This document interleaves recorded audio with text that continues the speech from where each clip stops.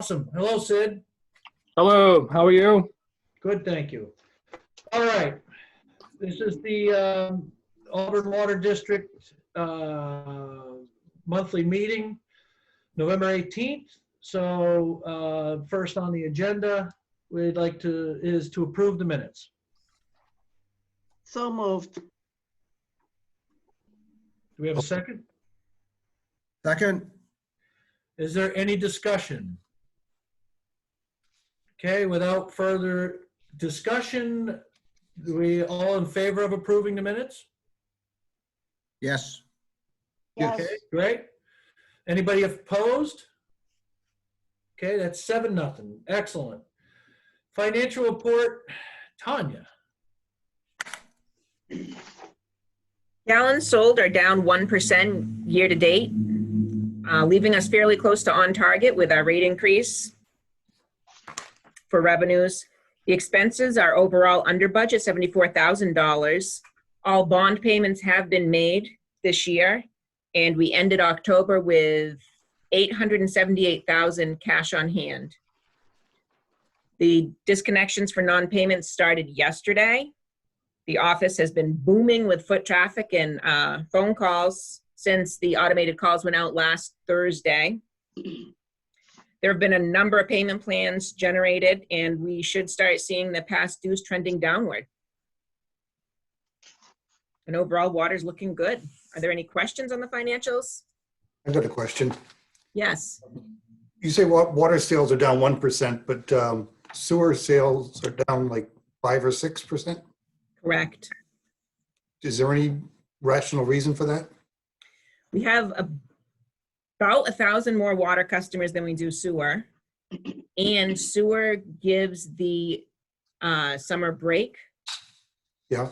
During the summer months. So we're using winter usage for sewer. Good. And the reason for the, Okay. high usage this summer, well, we're just 1% below budget, but is the wet summer. We had a tremendously wet summer.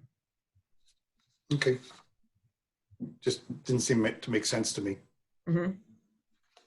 I have a quick one, Tanya. Yes. Just I was looking at the cash on hand, and there's a great graph that we're able to watch. Should we be seeing that continually going up, or is it looks like it's nosediving? It is that nosedived because- after the big bond payments. Okay. We had a big number of bond payments in September and October. Okay. So we should start seeing that trend around, turnaround. We have our next bond payments round isn't due until March. So we should see that head back up to where it was Yes. in August. And We should, yes. Yep. okay. Very good. We cut back on spending because of the COVID thing.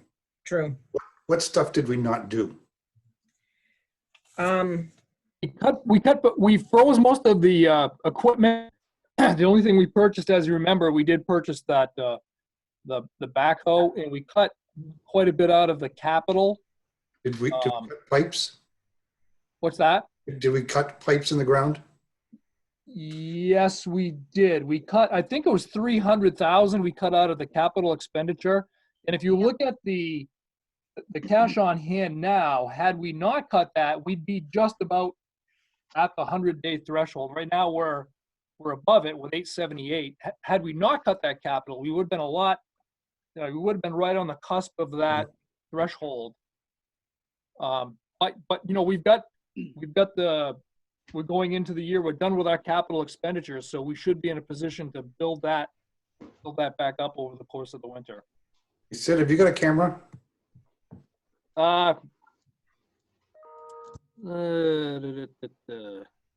You're a black box. Okay. The bottom left, yeah. While Sid is figuring out his video there, I think it's worth noting the vast improvement in our cash position compared to a year ago. Right. Oh, yes. There you are, Sid. Very good, Sid. If we had not done the steps that we needed to take, challenging though they were in so many ways, with an unknown of the pandemic and the economic shutdowns ahead, we would be in serious shape right now. So You know, I It's think yeah, you're right, Mary. I think we really made all the right choices. The rate increase we did was crucial. The steps we took to curb the spending this year were, I mean, everything is just about where we should be, and the decisions that were made have put us in a good spot.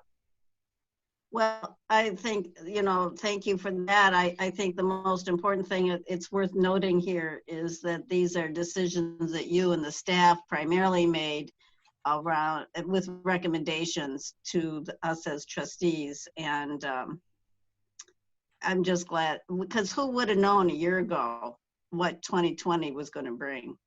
Right. Oh, yeah. Yep. Hey, Dan, you have your hand up. Did you have something? Yeah, quick question for Tanya. Can we prepay those bond payments since we have that budget earlier in the year and to avoid interest, or do we pay the same amount of interest by paying those this time of year? Pay the same amount of interest regardless. Okay, Those bond schedule, the bonds that we have, the schedules are pre-made. thank you. And if you remember, looking at that bond schedule in 2022, we're shedding about almost $270,000 in bonds. So that's something to keep in mind for future planning too.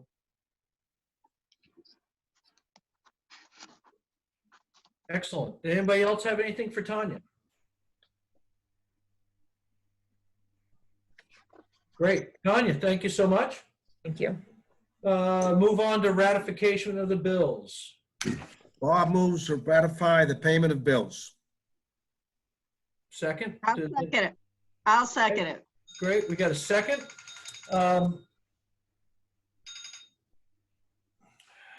Any discussion? Got one question. Yep. Just real quick, I'd like to, and we don't have to talk about this right now, but I know Bob has brought up numerous times about US Cellular and the cell phone bills and all that. So of course, on this particular month's bills, we see quite a lot. And is it some way that we could possibly get, or I could get a copy of what we've paid so far year to date in cell bills and kind of a breakdown of where they went? Just for information, because this is confusing. I know it's all good, I'm sure, but I just see these pop up and I see two $367 bills in 1 month. And so I'm sure there's a good explanation, but no need to talk about it tonight. But I'd like to see Sure. totally year to date what we've paid out to US Cellular, just for Yep. curiosity's sake. Yep. Thank you. Anything else? Okay, all in favor of ratifying the bills? All against? Just one no, please. Yep.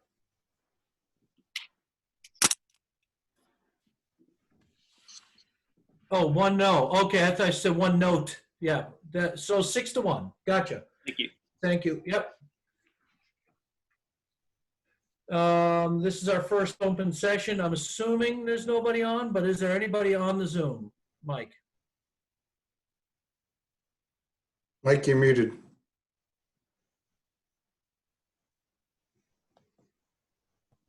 Yeah, there's nobody from the public on the meeting. Okay, thank you. So that closes that open session. That now moves on to our activity and project update. Report project update. Mike?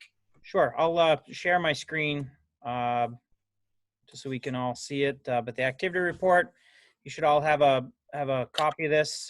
We did have 4 leaks in October. One of them wasn't a blowout, but it was a small leak that started on a very large main. So I'm very happy that we caught it when we did and how we caught it. It was on the Fern Street 16-inch main. That street was under construction.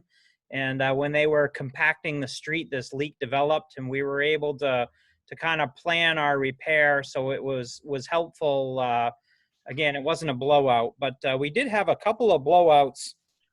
One Allied Road at Washington was a pretty major break. We had to replace about 12 feet of pipe. And Mill Street was a circumferential break.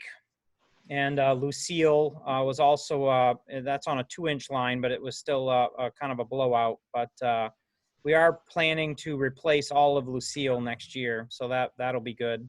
I can kind of talk about project updates as I do my activity report, but we did finish the Winter Street project. That eliminates 940 feet of cast iron pipe that is no longer in our system. So that was a good project to get wrapped up. And we did also, while it didn't happen in October, I can report under project updates that we did get Library Ave done. That was a supplemental project that I had asked for permission to and for funds to do. So we did get that done. We wrapped that up. Actually, they just finished the paving today. So that project did get done as well. We've been pretty busy, we were pretty busy in October adjusting gate valves. Poland Road was all just milled and filled, so it was repaved. Also, Fern, Holly, and Jocelyn are all now paved as well, and we had to get all of our structures up as part of that project. Hydrants, we are into winterization mode. We started in October. We go around, we pump out all the hydrants. We make sure we don't have any leaking hydrants, and we get flags on all the hydrants that are at intersections so that, you know, the plows can avoid them if possible. We also started our fall flushing program, which is all the dead end hydrants in the system. We did have quite a few new services, and we're up quite a bit. As you can see, we're up to 20 new services this year as opposed to the 11 last year. So some positive growth has occurred this year, which is good. Service work as far as fixing service boxes and stuff was down, so I like that. And we did have a couple of new mains that we're tapping for contractors. So again, there's a lot of growth going on out there. So we'll continue to see the new connections coming in. Hey, Mike, Yeah. like what's the lost MXU? So the MXU is the actual part of the water meter that transmits its reading to us. It's like the radio read. Yep. Somebody, you know, they turn up missing on the side of somebody's house. Usually they rebuild a deck or something, or they do some siding work and they see this thing and they say, what is it? And they cut it off and throw in the trash. And then the next month when we go out to read the meter, it doesn't work. And we say, hey, what happened to your MXU? And Okay. we have to replace it. So that's what that is. One other thing to note, it's a small thing and I don't want to burn up your time, but if you look under meters, under final reads, the real estate market is booming, over 402 year to date as opposed to last year's 306. So again, things are selling out there, a lot of transfers. Nothing else out of order. We have been draining and refilling our tanks. We typically do that in the fall months, just as turnover occurs in the lake. We turn over water in the system. So everything else is pretty normal unless somebody had any questions about something specific. Just real quick. Yeah. Just real quick, and I want to thank you and Sid for helping. I had requested, pictures and detailed information on what happened at Allied Road with the water main break, and we had a couple others that I thought I had asked for, the similar information as far as how old that main was, what it looked like, and that sort of thing. And I really would be interested to continue receiving that. I think that was great, and I appreciate you doing it for Allied, but I would certainly like to have it for the other breaks too. I think we should know when there's a break, what really caused it, and have some graphics maybe involved. Okay. We can Like certainly do that. How old was the Mill Street? How old was the Mill Street main that broke? Yep. Okay, we can get you guys that information. We certainly have all that. It's stuff we track, so we can certainly share that. Appreciate it. Along with activities, I'd like to just give a very brief update on the COVID-19 situation, how it's affected the districts. On November 5th, the governor issued a new executive order, further restrictions. So based upon that order, we are now requiring masks to be worn inside the building. You can see we're not doing it right now, but we're all isolated in our individual offices. But on a continual basis, people are wearing masks inside this building. We continue to keep the doors locked. The office is sanitized every day. We're limiting office traffic, and we are requiring crews out on the road, if they're traveling in the same vehicle, must wear a mask, and also if they're within 6 feet of each other on a job site. So those are some revisions that we've taken.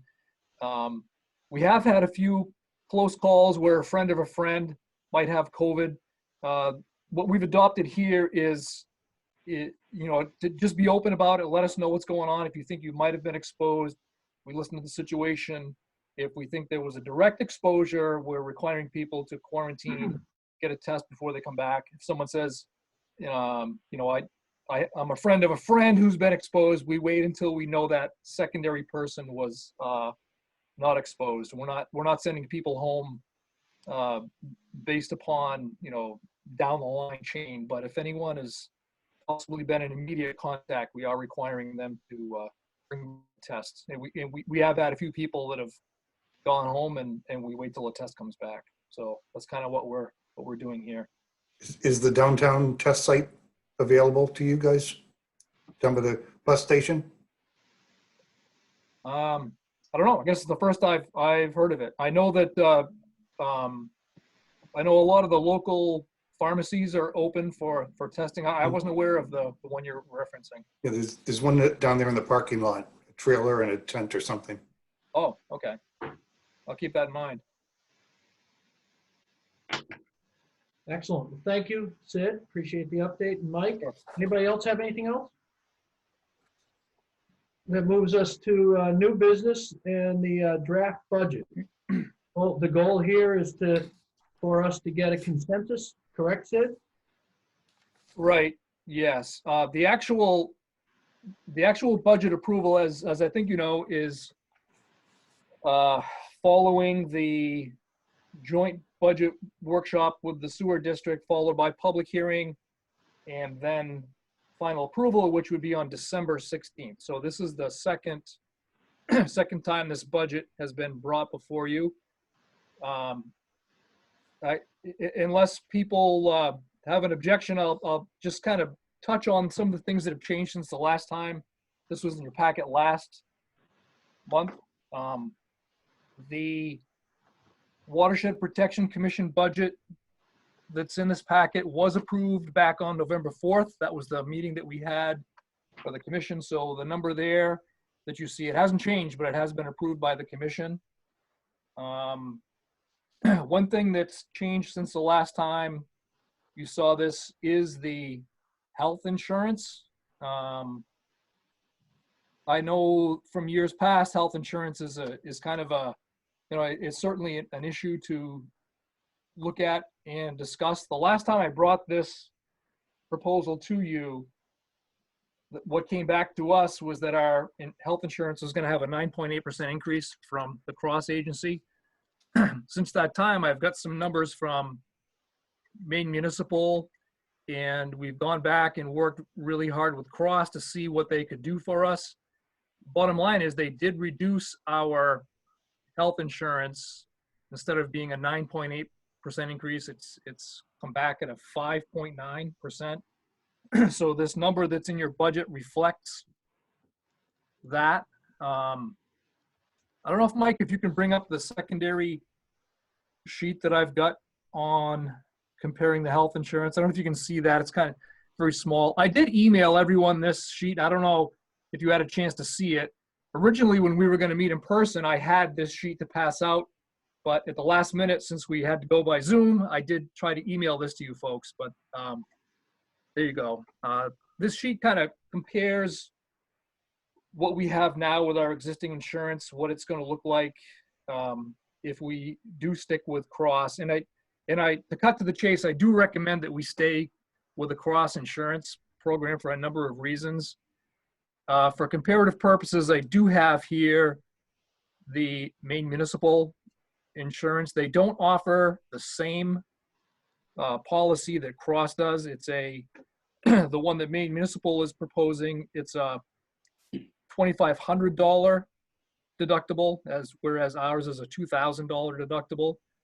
Since we currently fund all the deductibles and co-insurances, if we did switch to the Maine Municipal insurance, the policy wouldn't kick in until that deductible is met. So there's more exposure for the districts, if you will, if we were to switch.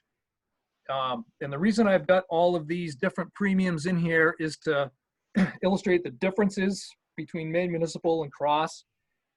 In the current program we have, the employee spouse, employee child, family, if we were to switch to the Maine Municipal, there's a totally different structure for how to pay for it. Families would get a huge break. The employee spouse, the employee, their insurance would skyrocket. So it would be a huge impact on our employees. Yes. Yep. I'm perfectly fine with staying with them. I don't know that you need to explain Okay. all that much unless somebody else needs it. Okay. Yep. That's fine. Yep. I guess at this point, does anyone have any questions on Are there that? questions or objections to this, to staying? I think that KC's moved to stay where we are. I'd second that. I think I can second things as But we president. just don't need a long explanation if we're all okay with this. That's all. Okay. I agree with you. Okay. The other thing that is new or updated for this current draft that you have, this version does include our final version of the equipment we're looking to budget and fund for this coming year. It also has a list of the proposed capital projects that we're looking to take on. And I believe, as you know, the capital is not funded as part of this budget, but it's put in there for reference just to show kind of what we're planning on doing. As we decide or go to take these projects on, these will be brought back to you for approval.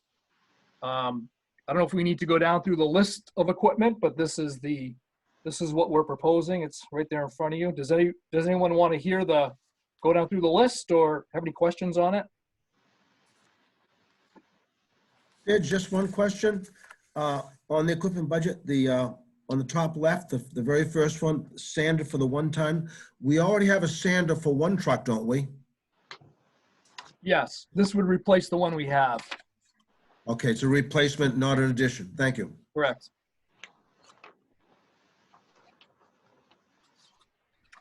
Is there any objections, any objections to this budget at this point, given the fact it does not, I mean, we do have the cost apportionment thing, which we're going to address later on, but from a budgetary standpoint, are there any objections to this? If there were any strenuous objections that we're going to need to really get into, we would schedule an additional workshop between now and the hearing, is what Sid and I thought. If we don't need to do that, even better. But I want to put that out there. Is there a feeling that we need to do a workshop to address this budget in any more detail, or does everybody feel pretty good about it? I'm good with the budget. Two. I Agreed. did have a couple of questions that I'd like to have answered, not necessarily tonight. If that's okay. I'd say go ahead and ask them. Well, one of them I wanted to ask was I noticed that, and this is a small amount, but the watershed protection, 75,000 was 65,000 last year. Right. So maybe just a brief overview. Do they decide how much they need and we just split it with Lewiston, or it went up an exact $10,000? And also, why would they need more money in any event? I know there may be an employee there that gets paid more. I don't know what the scoop is there, but it's a $10,000 significant increase. Yeah, the big item in the increase on the commission is we're looking to fund the purchase of a pontoon boat. The one that we have now is showing its age. If you'll notice, under capital expenditure, we got $25,000 in there and this is year 1 of 2. We're not going to purchase it this year, but this would be putting some money aside and funding the other half next year to purchase a pontoon boat. And that item there is what is truly above and beyond anything that's in there this year. The other The other items, as you look at them, they're pretty much in line. They adjust up and down a little bit, but that capital expenditure for that boat is what really drives that $10,000 increase. And it's going to be another increase next year because of that second half. Well, we're going to fund the second half next year, whether the other line items go up or down, but we are proposing to fund the second half next year. And it would be my understanding, I guess, that when that line comes up, watershed protection, we obviously have no say in what they spend and how they spend it. We either have to up and down vote for the 75. I mean, obviously they tell us they need it. We say, okay, and they get it because we're not in charge of their budget, at least not the detail part of it, right? Just to approve it. Well, I guess moving forward, the thing to do, this budget came out back in October. It was posted for a month. I think if there were any real objections to any line item, it's best obviously to bring it up prior to the commission reviewing and approving the budget. They're open to any comments or suggestions prior to their ratification, which always happens, just about this time of year prior to our budget getting approved. So there's certainly time to revise any line items, but it normally happens. We have no choice here now. And even if they said, well, thank you for your suggestion, but we're still buying the boat, we would be forced to pay the 75,000. We'd have no choice. Right? In other words, we can't say, we're only giving you 50. We have to go with whatever their budget is. We have to pay that, our percentage of our share after it's been ratified, right? Yes. Okay, that's just a question. Yep. And then the only other question that I did have was the payroll being, I think, up significantly compared to the sewer district, but also, it's up dramatically, I think. When I look at the summary page on the payroll, and it's, compared to the projected 932 projected and just over $1 million for 2021. So I guess I've been involved in a lot of budgets, and so far everybody's been able to hold the line on spending, and yet I see a pretty significant increase there, not just the COLA, but there's got to be something more, and overtime also seems to be significantly higher. Not a lot of money, but it's still a significant increase. So I guess I'd like to have explanations of that. I don't know if we have to have a workshop, but why those are, just knowing why that is, it's all I'd ask. I would like to hear that too, Andy. Thank you.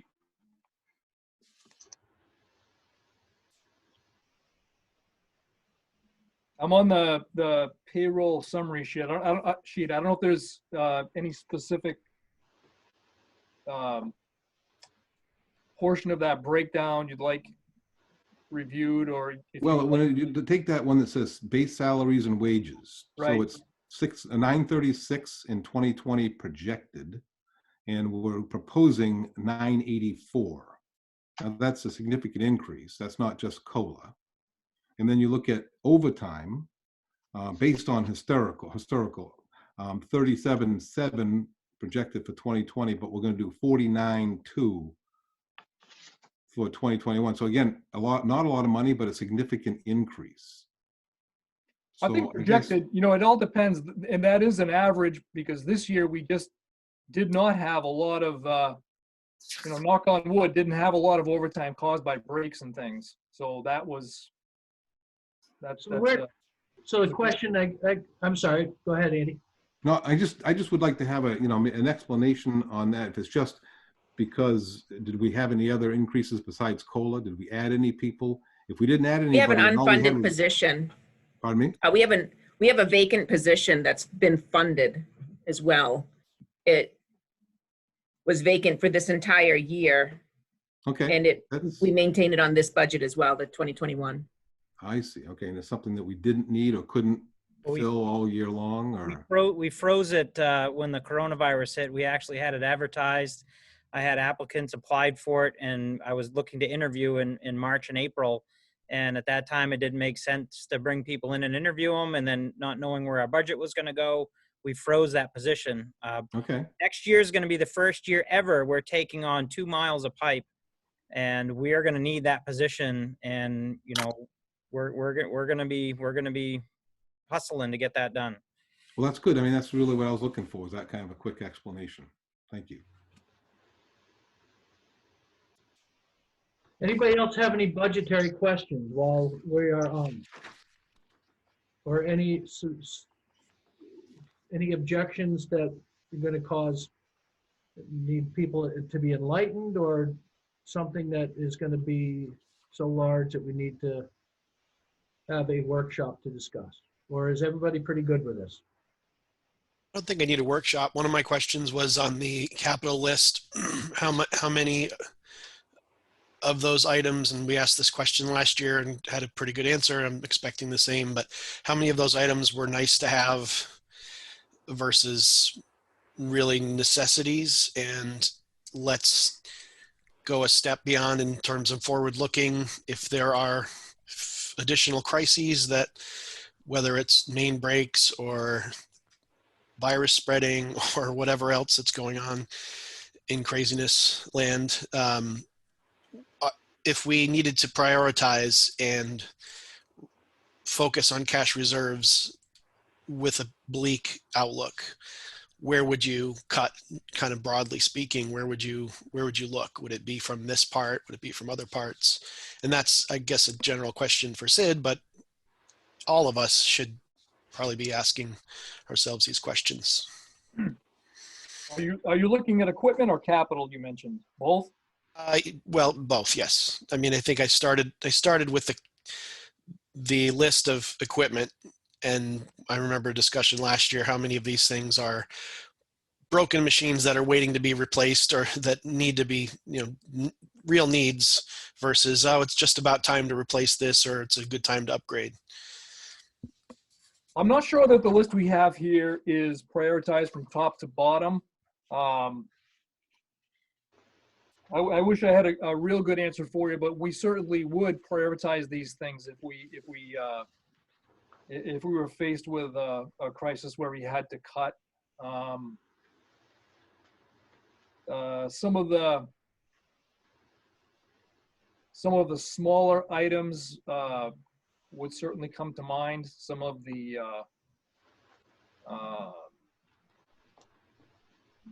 things we could hold off that aren't dire need, we could prioritize them quite easily. I mean, we do that every year.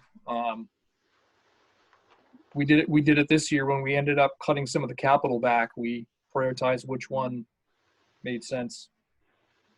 So I guess without just going down through the list, I mean, that's something we easily could do. We haven't done it, but we easily could. I don't know if that's a good answer, but.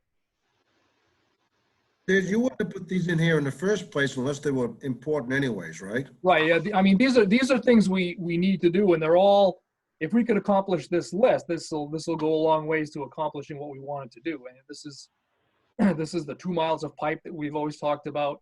I mean, a lot of work went into making sure that these projects made sense. We've coordinated them with the city, and we've picked off ones we thought we could do by a combination of things. Some in-house, some bid, some pipe burst, some. There's a combination of everything in here, and it was kind of a juggling act to make it all come together and work. But if we really had to figure out which ones we had to prioritize, if there was a lack of funding, we could certainly accomplish that. Sid, you mentioned also the 2 miles of pipe we talked about. Well, Yeah. I don't think we've had that discussion this year, and I don't think we need a long drawn out discussion about it, but for Steve, he wasn't part of that. So, I mean, the discussion of prioritizing pipe replacement versus cash reserves or other priorities, maybe, I mean, I'm sure he understands. You understand the concept, Steve, but it's, I think when we're looking at our options, there is more than just, I mean, it sounds like you've defaulted to the prior year's budget priorities. And I don't know that we've had that discussion this year. Maybe you just assumed it hasn't changed. Yeah, I mean, there are some items in in this replacement plan that have showed up in some previous ones, and we didn't do them because of that prioritization. But we are funded. The reason we put that rate increase in last March was to get our capital reserve up to the point where we could put in 2 miles of pipe. So that's, we're in that position now. So that was an effective thing to do. My last general concern is over the spring, summer months. We had back and forth discussion and ended up going right down to the wire to the renewal of the bird project, where we were told we were not ever going to be able to be on that, even though we're by default under our interlocal agreement bound by it.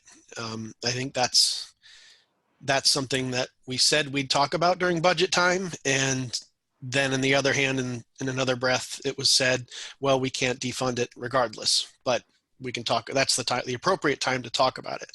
And now I think the answer will be, well, by June will be the appropriate time to talk about it when we renew next time. But again, we have no control.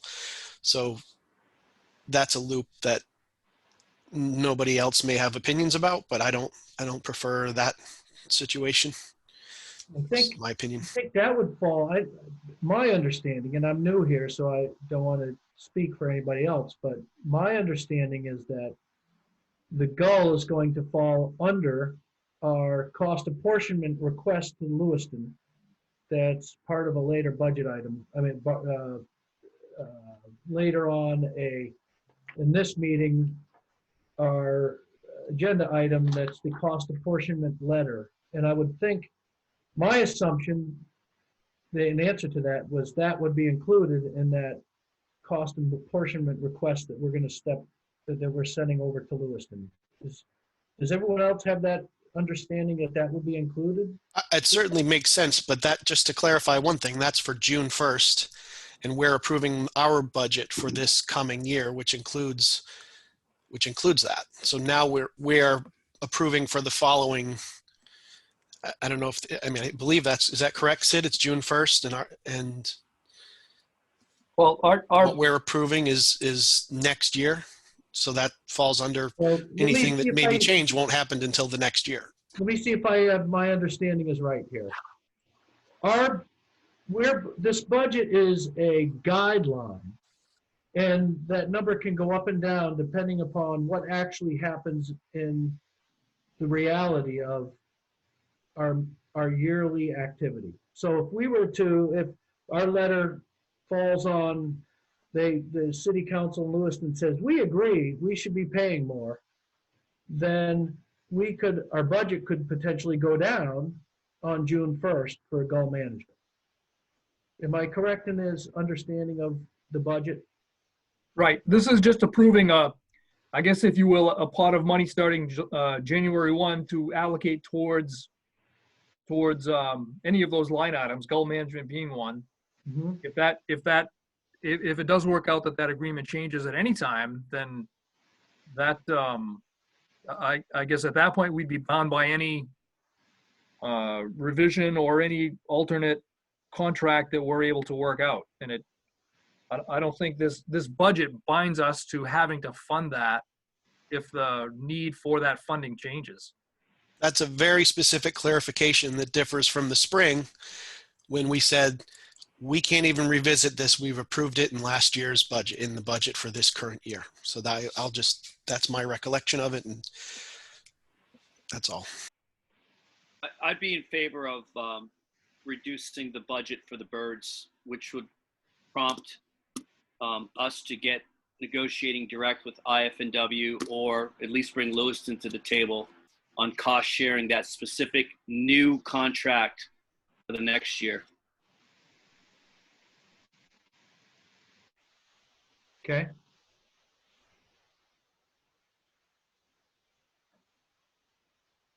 I guess that's noted. That I understand where both of you guys are coming from on that. And I think if that's not going to, at this point, I don't think that's going to change either of your positions on the budget one way or the other. I'm gonna continue to move forward on it's duly noted and accepted And I'm going to see if there's any other objections or questions that anybody has to the budget. Just to finish my last, where I started with concerns for prioritization and just big picture thinking, we haven't really had a discussion. I don't know, Mary, you recall and probably could explain better than I can the list of options that we were presented in prioritization budget of the budget process, debating cash on hand versus pipe replacement and different levels of each. Maybe that explanation is worth 30 seconds of your recollection, but to me, that is the big picture type of thinking that we need to be doing. And it doesn't sound like anyone's interested this year. Well, last year, thank you, Jason. It's of course, the from the balcony view is necessary. My understanding and recollection of the understanding how was related to the rate increase. And that strategically, we decided that we needed to do two things, actually. We had an immediate need to restore our cash position to a responsible level to meet industry standards, and we had the need, we felt, the majority felt, to increase the number of miles of pipe replacement that we were doing, and that produced the rate increase that we voted to approve and has been approved and is now in operation.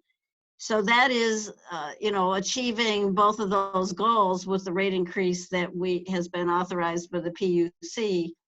That is in effect in our budget and in our strategic thinking, that we need to maintain a responsible cash position, and we need to increase to 2 miles our pipe replacement schedule so we can make a better dent in the number of miles of pipe that is overdue for replacement.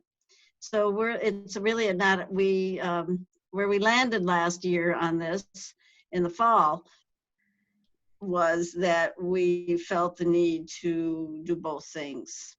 So that's what this budget is doing, and I want to acknowledge that Mike said something very important when, and it's reflected in the budget in ways that I consider very responsible and important to our future. We did not get to do 2 miles of pipe replacement this year because of COVID and all of the uncertainty of everything at a time when they had to plan capital construction projects. But all things being as predictable as we hope they're going to be for 2021,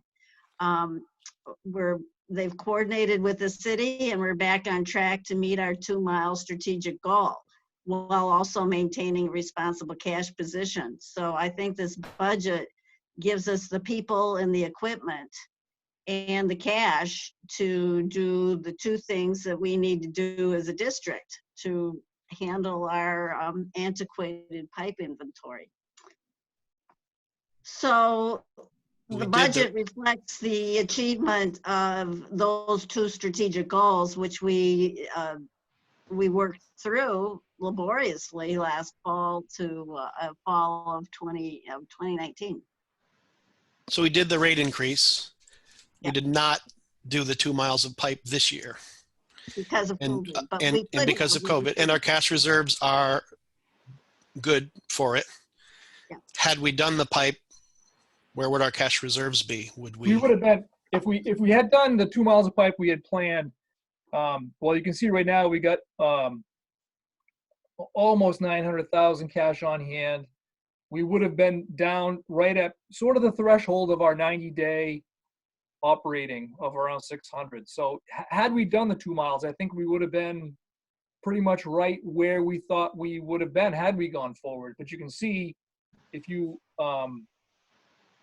look at our change in cash position after capital projected at year end, we've increased our cash by about $430,000. So that's a good thing. Our cash continues to go up because we did not spend it on the capital that we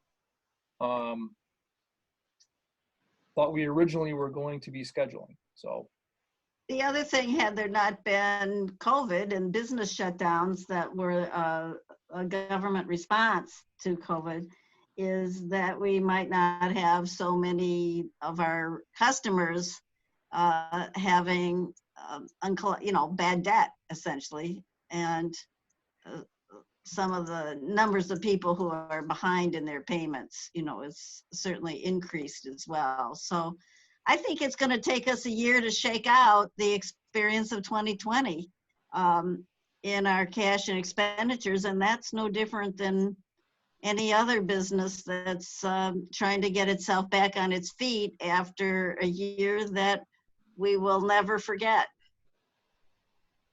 I was actually very relieved to get to see how our revenues did go. Originally we did a bunch of different scenarios of what we thought would happen. If we had a 10% decrease, 20% decrease, what that would do to our cash flow. And luckily we have not seen that. I do think had the pandemic not occurred, then we would be in even better position, because let's face it, the businesses are down. The residential, although, has made up for it. So I think all in all, we came through, or seem to be coming through pretty good. And I think we're poised for even better next year. One thing, if you look at our projected revenue for next year, we did a very conservative estimate because our rate increase didn't take effect until March. For next year, we're assuming our revenues are going to continue and be flat for next year. That's what we're planning on. However, in 2021, we'll have a full year of revenue under the new rate increase. So in reality, our revenue projection is very, very conservative, because we're assuming a flat increase, but this year was only 9 months out of 12 of the new rate increase. Next year it's going to be fully implemented all year. Not for this budget and not for tonight, but into the overall topic, I think, Jason, you're correctly pointing out, is back to strategic planning, which perhaps we might want to do come the first of the year.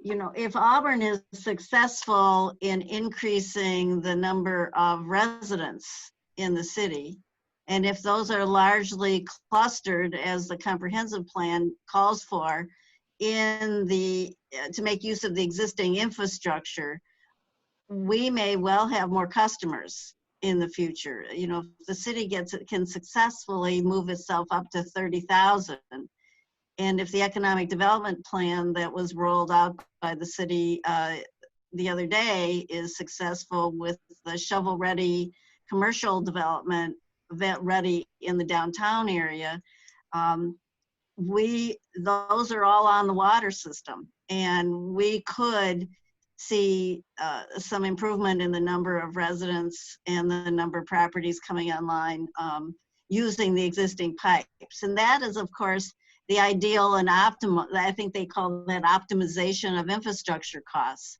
That actually strategically is beneficial for the city and for the water district, because it makes use of the infrastructure that we not only own and are maintaining, but and are trying to upgrade with more operating units. And that would be an overall very good thing. So strategically, we might want to model out some of the scenarios and how that works. And what would then be, if there's a lot of new construction in areas served by the water district, what would be the budgets that we would need to bring those new customers online? But that's an overall good thing, right? Because then we have more water sales would go up, and as we want them to, sewer sales are affected as well. And this is the direction that a thriving city takes when it builds on its existing structures. I'm glad to see you nodding, Steve, since as council, I know you follow those issues closely. And this is a great time for these strategies to dovetail. Let's hope that all happens. And also just the one big discussion surrounding the rate increase, but it should be an annual discussion that we took up half-heartedly, I think, was the practice of every 3 years, jacking up our rates and then keeping things flat for 3 years. If we do see some kind of growth like that, and we do have really good cash reserves, or if this, when is the time to ask ourselves that question? Can we budgetarily plan ahead, tighten our belts, and without having to bond, find a way to, maybe when these bonds expire is the time to do that. Maybe another time, if there are other unexpected flows of funds that show up due to lack of pulling projects because of COVID or whatever else, maybe setting aside and planning within our own budget to maintain a 2% rate increase annually that doesn't have to go through a PUC. Any change, I think you said, would have to go through that, but maintain something stable rather than the spiking situation that is every 3 years. I don't know if I've lost you. My screen just went blank, but you get my point, I hope. We can hear you, Jason.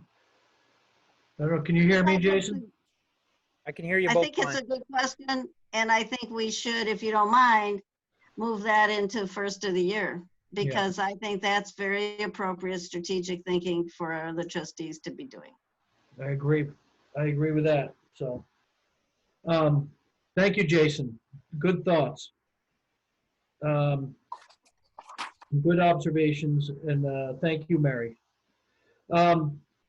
Any other thoughts, concerns with the budget? That isn't an item here. Okay, so do we have, do we have a consensus that we can pass this budget? Mary's yes, I'm yes. I think Jason, Dan? Bob's yes. I think we could, what's that? Bob? Yes. I think we could use some strategic planning before we're diving into just rubber stamp, but that's my opinion. Is that a yes? So we've got a budget that's going to be up for approval on December 16th. Yes. Right. So Jason, I don't understand. I'm sorry. I'm looking for a yes or no, whether you can approve this budget or not. Not right now, no. Okay. And Dan? I'm still caught up in this cost sharing and Yeah. All right. So, and in KC? I'm good with this budget. All right. So that's where you're at, Sid? Yep. Okay. Good. So with that, we're going to move on to, if nobody else has anything else that they want to add budgetarily, we're going to move on. Thank you all for your input. Water quality update. Yep, as noted in the memo, lake turnover occurred on Monday afternoon, November 2nd. That's fairly early for that to occur. We did have a fairly cold fall, and that's what primarily determines lake turnover. That's when the temperature in the lake is the same from top to bottom. You get a flip of the water column. The water gets mixed and the entire lake gets oxygenated. That's generally a good thing for water quality. The buoys have been replaced, putting in ice buoys. Dock's going to be removed. The turbidity for the month of October was slightly elevated over last year, but it's not really a concern for water quality. One thing to just to bring up as a general note, it's nothing alarming at this time, but I did want to bring it up. Every day we do check the lake for coliforms, fecal coliforms, and we have seen a few elevated numbers here and there. We're not sure if that's related to turnover. Sometimes you can get that when the lake turns over. Fecal coliform is one of the parameters. If we do exceed it, and we exceed it for an extended period of time, that could potentially affect the waiver that we have. I don't think it's going to be an issue, but we have had a few readings here and there that we haven't really seen before. and it could be, like I said, due to turnover. It could be quite simply that there at nighttime, there are some seagulls that are roosting over the intake. So we have contacted USDA. They're keeping an eye on that. And they're actually got a strategy where if they are roosting or hanging out near the intake, instead of scaring them off, just gently driving up, making them swim away and then take off. Because unfortunately, if you scare them off, what they normally do is they defecate when they fly off. So you don't want to scare them if they're around the intake. But there's some things we're doing to try to alleviate that situation. I will keep you apprised of that, but I didn't want to, in the coming months, have those numbers not go away and you not knowing about it. So I will keep you updated on that. It's not a problem now, but I do want to at least keep you in the loop of that. Sid, you mentioned the signs of potential turnover. I thought that a month or so ago, he said we're past the point at which that's a possibility for this season. Is that incorrect? Did I misunderstand that? No, that lake turnover occurs every fall. Okay. But it occurred earlier this year than it normally does. Usually it occurs in mid to late November, but it occurred November 2nd this year. Yeah, it occurs every fall.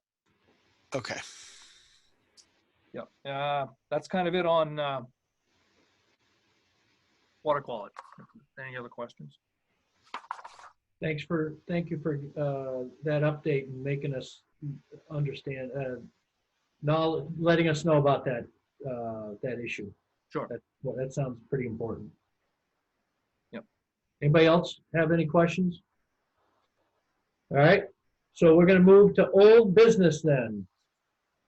And we are going to the cost apportionment update, which is the letter that Sid wrote. It's in the packet. It is basically the letter that it's option 2 that Mary and Andy put together based on the motion that was approved. In addition, Sid, we talked. You are gonna add that addendum as an addendum, the motion from the city council. Andy, you know what that is?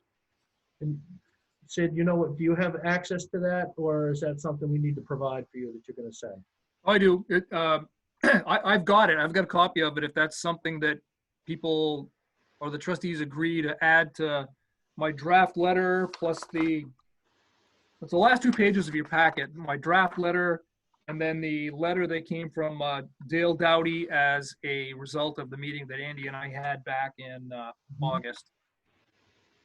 But if the trustees want to include a copy of the City of Auburn's resolution, I'll do whatever the trustees want to see in that packet. So I don't know if there's any questions on the draft letter I've got.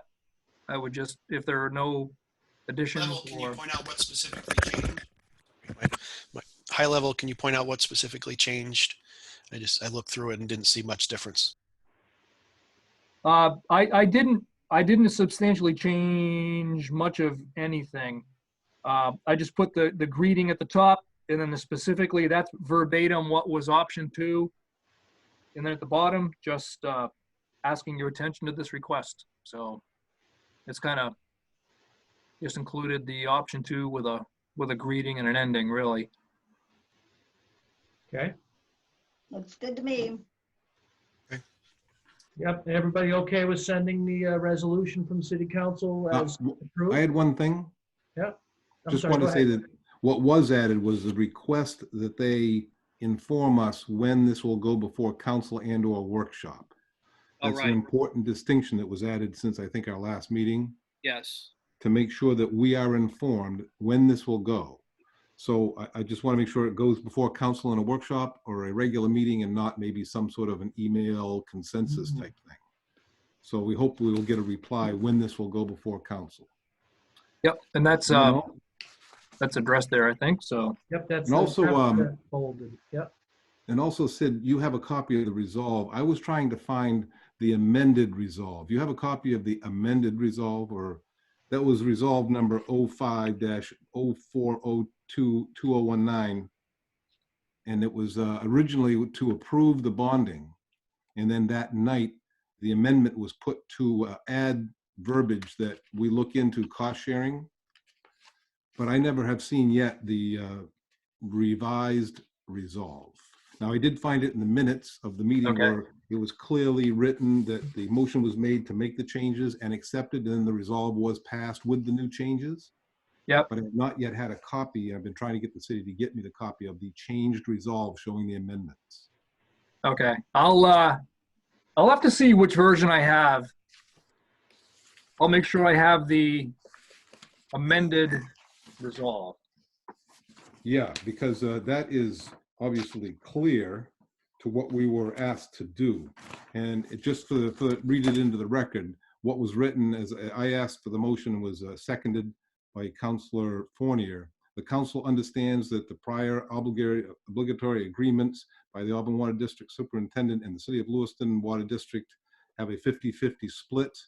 The council understands that the plan will be to place in place to assure that going forward, all expenses, capital investment, and as well as maintenance for the Lake Auburn water supply will be split with the City of Lewiston at a percentage that is the trustees may agree is proportionate with water usage. So the resolve is just asking us to look into this and see how we can get to more like we're talking about. And that part of it should be attached to the original resolve somewhere. If it's not, I have a copy of the minutes to go with the original resolve to show what the amendment was. All right. I guess at this point, I'll contact the city clerk and make sure that You have the right that one. version. Yeah. I've already done that too. I haven't got a reply back yet, but All I right. hope we can, because I couldn't find it. The resolves after 2017 are not available on the city's website. I don't know why. I've got a paper copy of it if we need it. Is it, if you do of the resolve with the amendments? Yeah, Okay. If worst comes to worst, we can have that I scanned can and send it then. over to Sid or whatever. Yeah, if you've got it, send it over. Excellent, thank you. Are we voting on this letter? I think we already voted. Well, did we probably need to vote on it again. We voted to have Sid put it into a letter, but I guess we should probably vote to approve sending this letter to the city.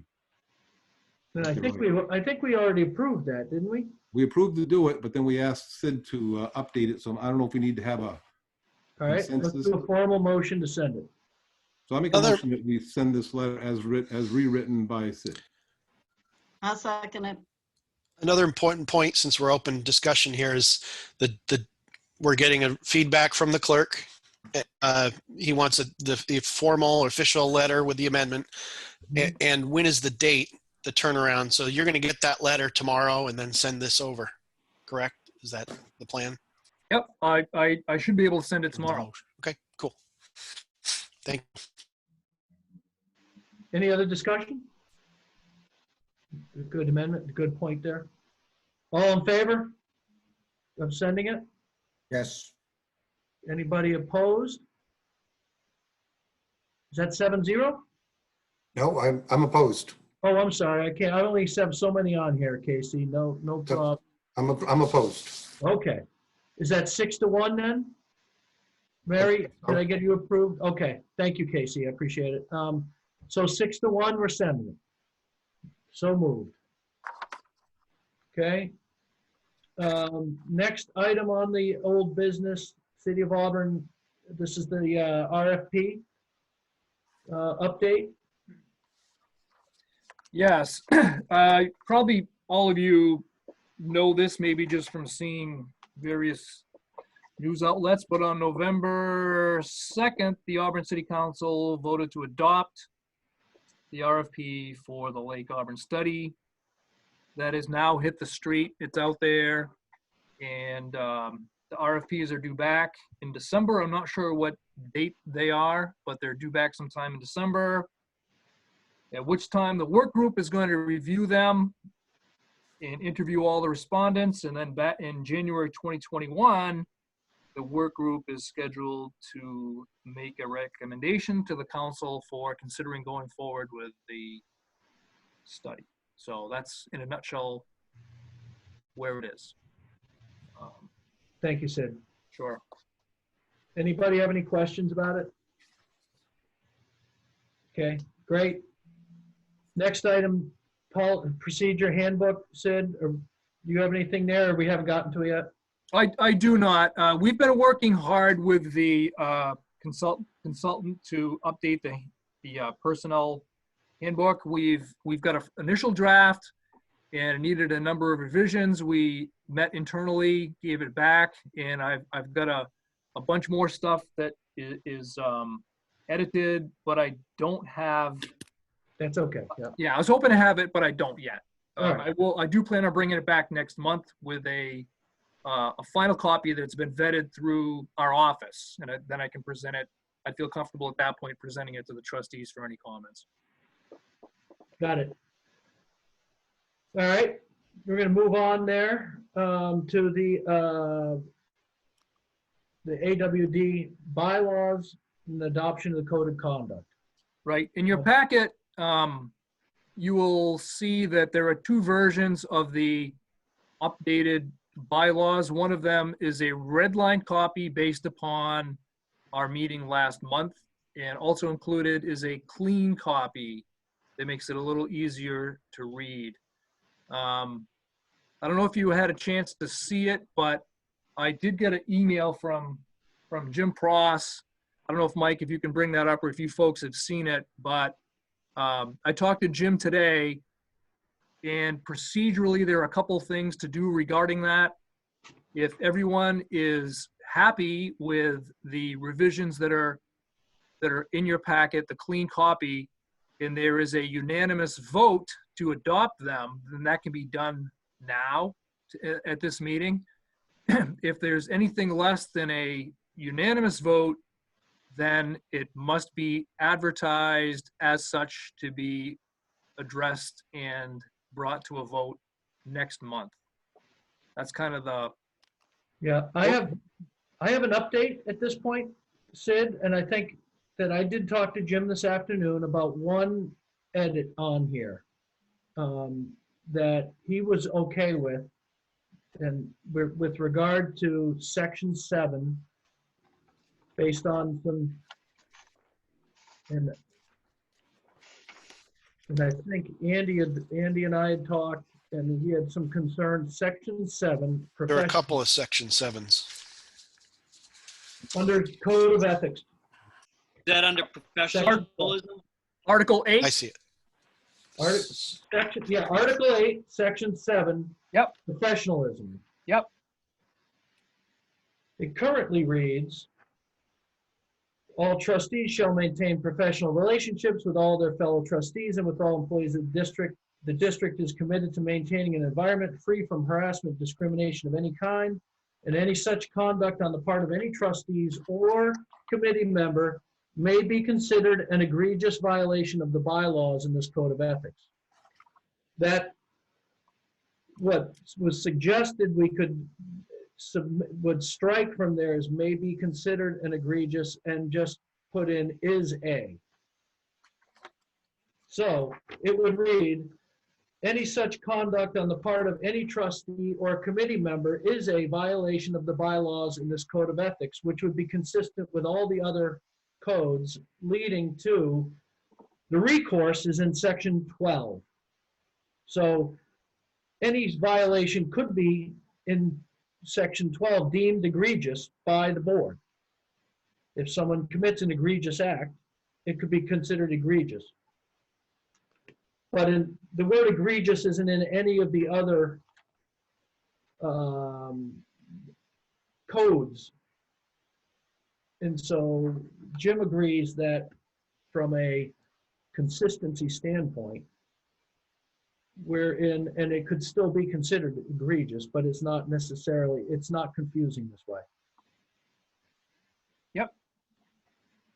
And so I guess I'm making the motion that we strike that language and put in is a, as opposed to may be considered an egregious, based on what Jim Pross approved.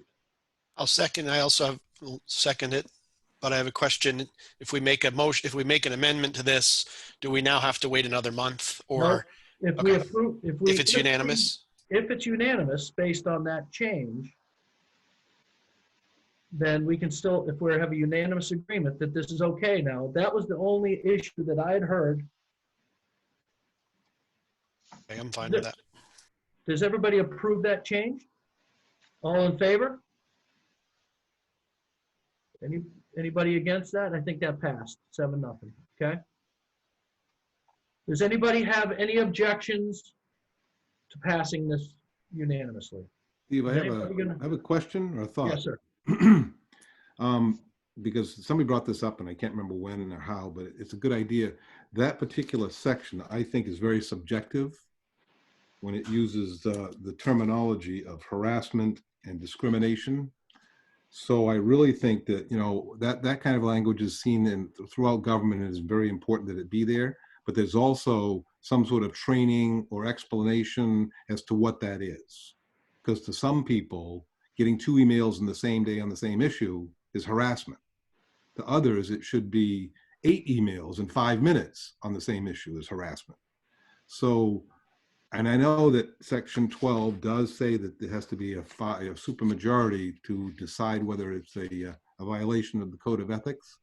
But I don't think it would hurt if we added to this that somehow we get access to, within 6 months, say, of this passing this, some sort of a online or training available to understand what that means specifically, so that we know that we've got something we can put this to, and not just a subjective harassment / discrimination. Does the city, I mean, does the district have a formal harassment training policy, video policy? I've taken a million of them. No, we do for our employees. We do. Yes, we have a policy and we have training every year. That would be important for us to pass along with this, to say, yes, I go along with this, but it would help that in all new future and new board members have to be required to take this. I'm sure it's a short video. I don't think it's a big deal. Because again, it's a little subjective, and I think if we clarified it, we would be in a much better stance had we ever had to get to Section 12 and decide whether or not this is a violation of the Code of Ethics. Okay, so we could almost say we've got 2 things: is as it reads today, we can pass it. And Andy, you're almost adding a next motion that would go with the adoption of this. All the board members are committing to taking that HR harassment training that all employees have to take. Yes, that's what I'm saying. It would be a friendly amendment that I would say Yes. that if we were now having to, we voted for the change, but if we were going to vote for the bylaws the way they're written, then we could put a friendly amendment that says, as long as we make available to all trustees this training. Now, do we want to require it? That's up for discussion. But I think that if somebody doesn't take the training and they end up being in violation on Section 12, it's going to make a difference. I think you need to carefully word that, Andy, because my thought on that is, if you put something in here that the trustees must be trained or whatever it is, it doesn't happen. A harassment issue comes up. This person could look back here and say, well, no training was offered to me, therefore I shouldn't be subject to the requirements of this policy. I don't want to see that loophole. I think you'd have to word it very carefully how you put in that training is going to be provided. Because if you don't, I don't want that to be a loophole for some behavior. The training, well, it says here every 6 months I'm going to get training. It wasn't offered to me. Yeah. I would say that would be the obligation of the new trustee. Failure to do the training does not construe you. It's just like, I didn't know I was speeding. I didn't know what the speed limit was. It doesn't mean you're still not going to get a speeding ticket. I don't know what language you'd offer, Andy, to go in here. Well, are you saying that if we required it, we would be in trouble, or if we just offered it and made it available? I don't know. I'm just saying if there's something in here that some is not adhered to in regard to training, I just wouldn't want that to be used as a, Yeah, I don't think that needs to be in the bylaws, and I don't think No, I you're don't want- necessarily suggesting that, Andy. No, I'm not suggesting that it be in the bylaws. I'm saying we pass it with the idea that on the friendly amendment that we offer this and make it available. And maybe the only our requirement would be a once a year advertisement at one of the meetings, once a year, that says, remember, this training is available. Yeah. to those who And wait maybe as part of the, I'll say this from a new city councilor and a new board member, that should, maybe that as part of all onboarding of Correct. new trustees, that this training is available and we recommend you take it. Right.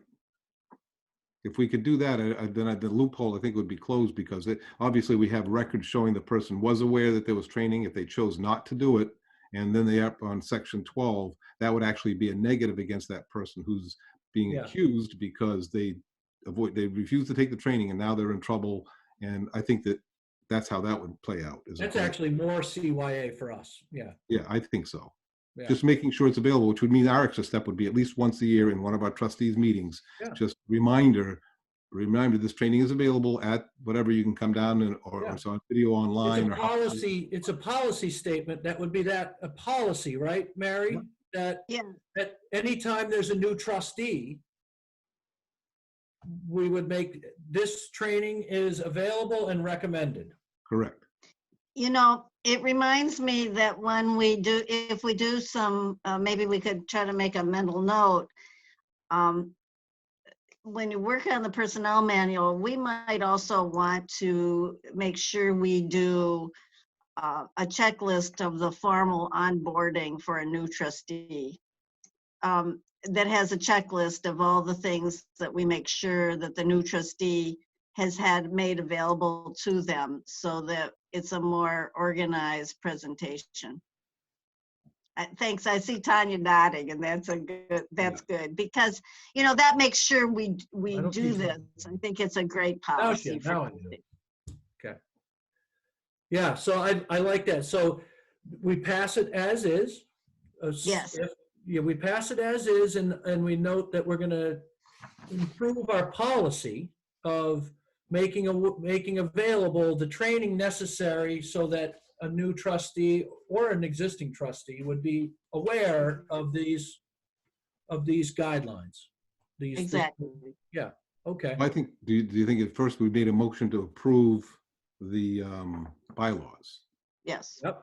So I make a motion that we approve the bylaws as amended tonight with section 7. I second it. Seconded by, a motion by Andy, seconded by Mary. Is there any further discussion on these bylaws? Well, now I'll make the friendly motion that we include with this a message that we will, within 6 months, or it looks like we can do it sooner than that, but let's say within 6 months, training regarding harassment and discrimination will be made available to any existing and new trustees, and publicized at least once a year. I'll second that. Okay, so now we'll vote on the friendly amendment first. Any other discussion on the friendly amendment? Sorry, I've been offline. Okay. Are you up to speed, Dan? I just, if you could repeat the friendly amendment, then I could participate. I made a friendly amendment that within 6 months of this approval, it's made available to any and all existing and new board members, a harassment and discrimination training, and that is advertised at least once a year to this body. That It's made available, it's not mandatory. Right, made available and advertised that it's available, but not mandatory. Any other discussion? And that was seconded by Mary. So we are now, any discussion?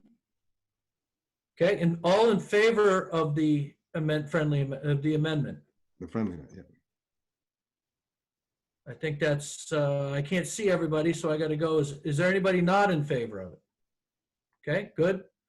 That moves us now to the original Approval of the bylaws, and Dan, did you see the change in Article 7? I don't know when you dropped out. Yes, I did see the change. Okay, great. Yep. Does anyone on the call have any issues with these before we take the vote? Does anyone have any issue with these bylaws as they stand, with the amendment, with the addition? I don't see any objections to it at this point. So we're going to take a vote to pass the bylaws as amended tonight. I'm going to do a roll call just so. I'm going to start. Andy. Yes. Mary. Yes. Dan. Yes. Bob. Yes. Jason. Yes. KC. Yes. That's 7. Me, yes. Sorry. Steve, yes. Okay. Passed. Well done, guys. There you go. Right. That's a big one there. Good work, guys. Folks, people, ladies and gentlemen. Okay, we're moving now to trustee open session. And I think, Jason, you have something? Yeah, regarding the superintendent job review, I kind of tripped over myself, and I sent out an email requesting anybody that had suggested changes to the job description as per our policy, which is to start this process annually by reviewing the job description and approving of it. As I sent that out and didn't get much feedback, but I did get a couple of comments, I realized that we really need to clarify. We're not changing the job description or accepting changes to the job description for the prior year, because that wouldn't be fair. The job was approved, the description was approved last year, and that's what we're evaluating Sid's performance on for last year. I would propose that we amend our policy, or just take it as an understanding that we kind of review it. Yes, everybody read it, but we're not going to be making changes to that job description before we complete the survey. And I don't know if Mary, you're following my logic, but So let me clarify what Jim Prost had said about that when we undertook all of this a while back. You're so right, Jason, that the evaluation is not, if we wanted to change the job description, it would not impact the evaluation, because the superintendent is being evaluated on the job description that has been in place. However, I think what Jim had recommended to us is that this annual review of the job description is an opportunity to use the evaluation process as a moment in time to think about it in the future, especially if we want to start to make some changes, if a board wants to make some changes in the job description, or start to identify other goals that would be related to some modifications in the job description. But in the review of the job description, it is not to change it for the purposes of the review of the current year, because the superintendent had this job description and is being evaluated based on it. so they're really two independent pieces. But clearly at the end of the survey and processing all the results, you come up with some forward-looking Right. directional sort of goals, and that's when we certainly need to have that. So it is in the process that we review it at first. So I don't know if there's any desire to have a formal review, or if there are specific changes or suggestions that anyone has.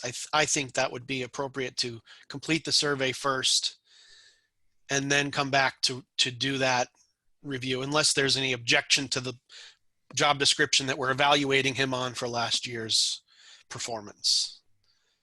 Does anybody have any feelings? If not, I'd say let's distribute the survey. I'll send it out by email and request the results would need to be returned on paper. Yep. I agree with And that. okay. Did anybody else have any thoughts? Makes sense. So for the deadline, I guess would be the only other point of discussion. We don't have a set, I mean, it would need to be done by drop dead, would need to be all complete by spring, by early spring. But what I was thinking was, I think we did this last year, the deadline was before Christmas. Now I've can go either way. I don't want to cram people up at the last minute here. So if you want to maybe sometime after the new year, the first week of January, does anyone have any feeling about that? I'd prefer to have it the deadline January into like I'd say before next the first meeting in January. The only problem is that it does take some time to manually review and type up the consolidated anonymized Do you have results. a date can anybody give the date for the first meeting? I don't, let me see my phone, hang on. See if I can get, what's the date of the meeting in January? I'll tell you. Would that be the 20th? Sid? 20th. Yeah, I think it's the 20th. 20th, yes. So how much time, Jason, do you think we need for you to evaluate, to do the write-up?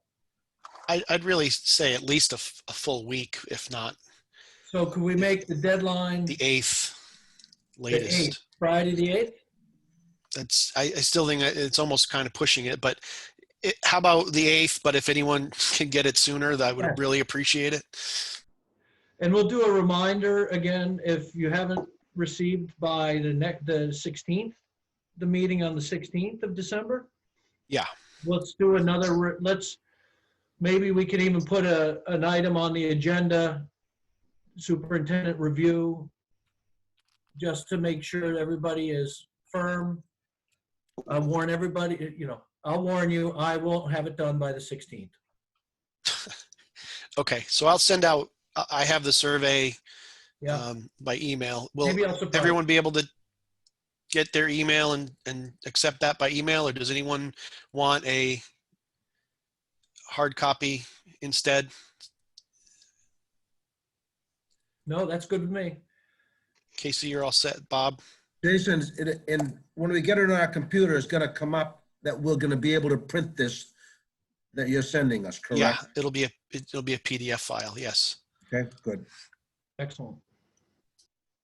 Excellent. Thank you, Jason. Any other trustee thoughts for trustee open session? All right.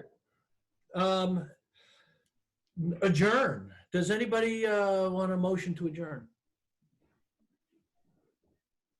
Or we can So- stay for another 15 minutes. So moved. Second. All approved? Say aye. We're too early. All right, fine. Hey, 5:33. Well done. Thank you. It's a new record. Accomplished a lot today.